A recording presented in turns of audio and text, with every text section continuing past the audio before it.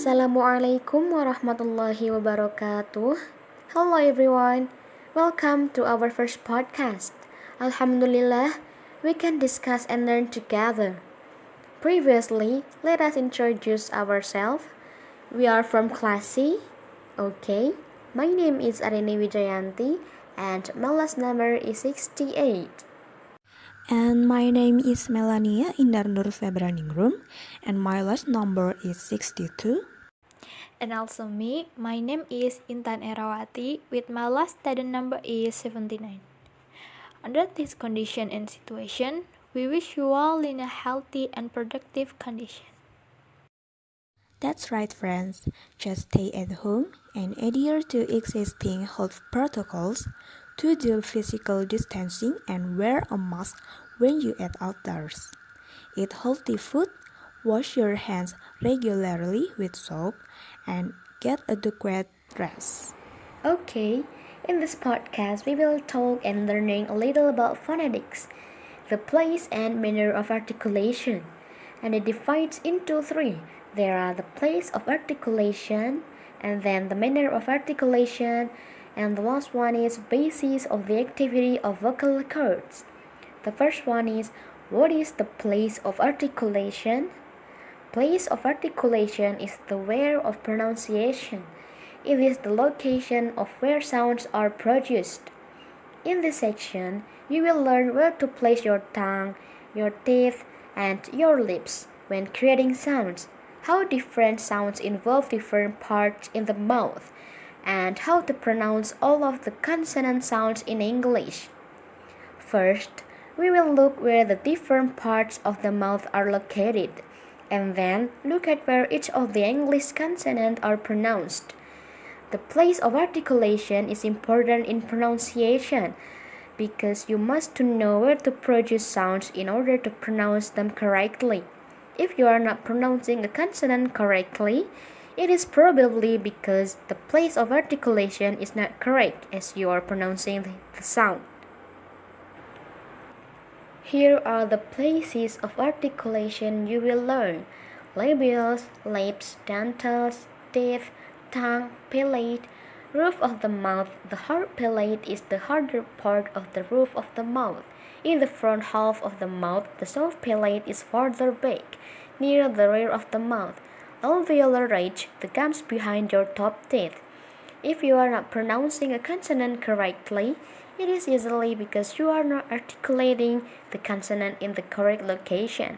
Sometimes it is important to go back to basics and make sure that your tongue, teeth, and lips are in the right shape and location in order to produce the sounds you want to make.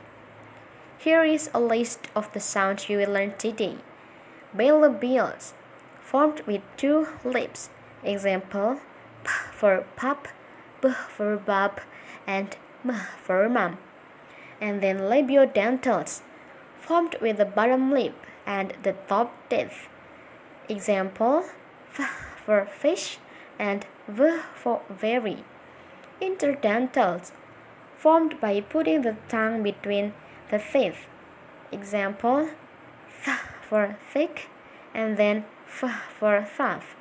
Alveolars, formed by putting the tongue on the alveolar ridge, which is the gum line above the top teeth. Example, t for Tom, and then t for dad, and n for none, s for say, z for zoo, l for lamp, and then r for run. Palatals, formed by touching the sides of the tongue to the roof of the mouth. Example, sheep, pleasure, trip, jump, and yogurt. Velars, formed by putting the back part of the tongue against the soft palate. Example, k for curl, and then g for girl, and then song. Tongue twisters for consonant pronunciation practice. Are you ready to practice your consonant sound? Here is the tongue twisters that I can say. Okay, I want to try say it. G and g. How many cookies could a good cook cook if a good cook could cook cookies? A good cook could cook as much cookies as a good cook who could cook cookies. Okay, thank you so much, Arini. And then, what is the manner of articulation? Manner of articulation is the how of making sounds. When learning our first language, we don't usually think about how we make those sounds we do. We just reproduce what we have heard over the first few years of our lives. We make the sounds without thinking how our mouth, tongue, and teeth are doing. Unless we need the additional support of speech therapy. Manner of articulation is important to know how sounds are made, so that you can pronounce sounds correctly and speak more clearly. Okay, in this section, we will talk about manner of articulation, or how we make sounds. There are 6 different ways of manners of articulation. The first is stop or plosive. We breathe pressure of air and then release it. This is a sudden burst of air. Example: P for pig, B for big, T for tall, D for dead, K for kick, and G for girl. The second is fricative. We stop part of the air so it can come through everywhere. It is a stream of air. Imagine a river of water flowing. Then imagine putting a large rock in the center of the river. The flow of the water would change because of the large rock, but the water would still flow around it. This is a strong description of what a fricative sound is formed. There is a flowing river of air, and you partially block it with your tongue, teeth, or lips.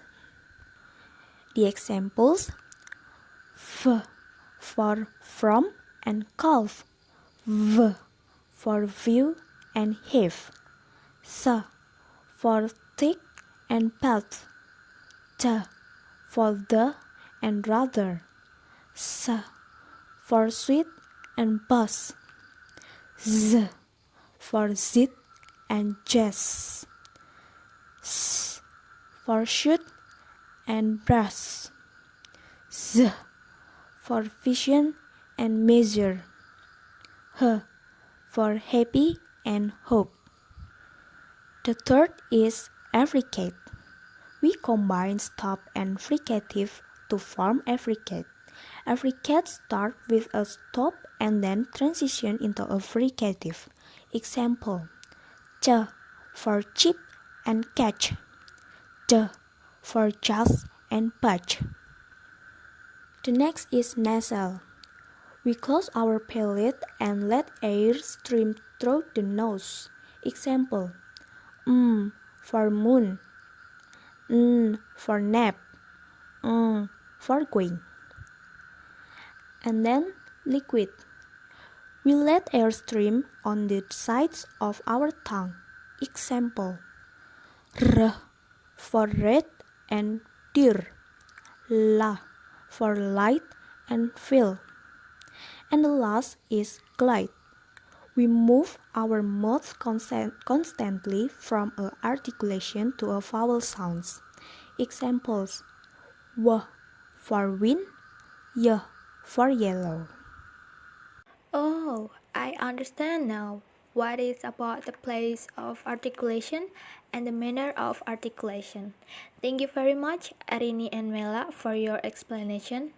But friends, apart from the place of articulation and the manner of articulation, in the classification of consonant, there is also the activity of vocal cords. Do you guys already know about the activity of vocal cords? If not, so let me explain for you. Okay, the vocal cord consists of two cartilage of two thick flaps of muscle rather like a pair of lips. When the edges of vocal cord are touching each other or nearly touching, the air passing through the glottis will usually cause vibration. In the production of consonant, the vocal cord in the larynx may or may not be made to vibrate simultaneously. When the production of a consonant is followed by the vibrating of vocal cord, the consonant is voiced. When it is not accompanied by the vibration of vocal cord, it is said to be voiceless.